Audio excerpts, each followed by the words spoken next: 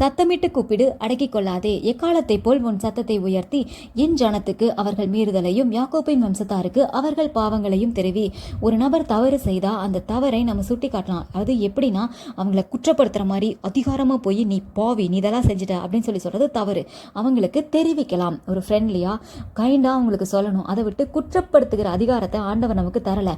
அவர்கள் பாவங்கள் அவர்கள் மீறுதலை அவர்களுக்கு தெரிவின்னு தான் சொல்லியிருக்கு. அவர்களை குற்றப்படுத்து, ஊரெல்லாம் போய் சொல்லிட்டு வா, ஃப்ரெண்ட்ஸ்க்கெல்லாம் கால் பண்ணி சொல்லு, அதுவும் அவனுக்கே தெரியாமல் சொல்லு. அவன் போகிற இடத்துலலாம் நீயும் போ, அவனுக்கு தெரியாமல் சுற்றி இருக்கிறவங்க எல்லாருக்கிட்டையும் சொல்லணும். அப்படி சொல்லி ஆண்டவர் சொல்லவே இல்லை. ஜஸ்ட் அது பாவங்களை தெரிவி, அவனுக்கு திருந்ததுக்கு ஒரு வாய்ப்பை உருவாக்கணும் தான் சொல்லியிருக்காரு. ஆண்டவர் மன்னிக்கிற தெய்வம். அந்த நபரை, அந்த ஆத்மாவை ஆண்டவர் மன்னிப்பார். அந்த பாவங்கள் மீறுதல்களிலிருந்து அவர்களை விடுவிப்பார். நீ சொல்கிறதுக்கு முன்னாடியே உனக்கு அந்த பாவம் தெரிய வரும் பொழுது நம்ம செய்ய வேண்டியது ஒன்றே ஒன்று தான். அந்த நபர்கிட்ட நீங்கள் இந்த தப்பை செய்யாதீங்க அப்படின்னு சொல்லலாம். அமைதியான முறையில் சொல்லலாம். நீங்கள் யாருமே பெரிய பரிசுத்தவான் கிடையாது, நீங்கள் செய்யாதீங்கன்னு சொல்லலாம். அவர்களுக்காக நம்ம ஜெபம் பண்ணலாம். அதுவும் 4 பேரை கூப்பிட்டு உட்கார வச்சு அவங்க பேரை சொல்லி செஞ்ச தப்பெல்லாம் லிஸ்ட்டு போட்டு சொல்லி அது இல்லை.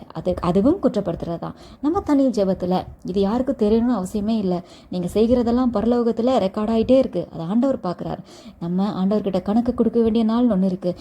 ஒருவேளை அந்த தவறு செய்த நபர் என்னுடைய குற்றத்தை ஆண்டவர்கிட்ட அறிக்கையிட்டு தன்னை திருத்தி கொண்டு ஆண்டவரோட ஒப்புரவாயிருக்கலாம். ஆண்டவர் மன்னிக்கிற தெய்வம். அவரை மன்னித்து அவருக்காக வைத்த அந்த நபருக்காக வைத்த பிளான்ல அவர் திரும்ப நிற்க வச்சிருக்கலாம்.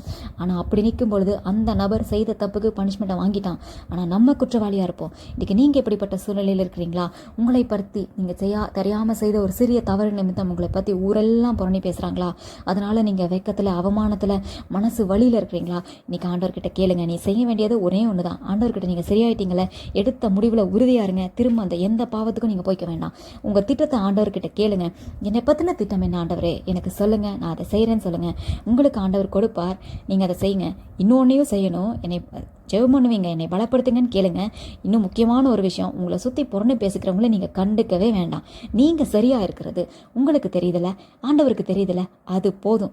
உங்களுக்கு தேவை ஆண்டவர் தான். உங்களுக்கு லைஃப்பை கொடுத்தது ஆண்டவர் தான். இந்த லைஃப் முழுவதும் நீங்கள் விசுவாசமாக இருக்க வேண்டியது, உண்மையாக இருக்க வேண்டியது ஆண்டவருக்கு மட்டும்தான். நீங்கள் அதை கரெக்டாக செய்யுங்க. உங்களுக்கு வேலை கொடுத்தது ஆண்டவர், நீங்கள் அதை சரியாக செய்யுங்க.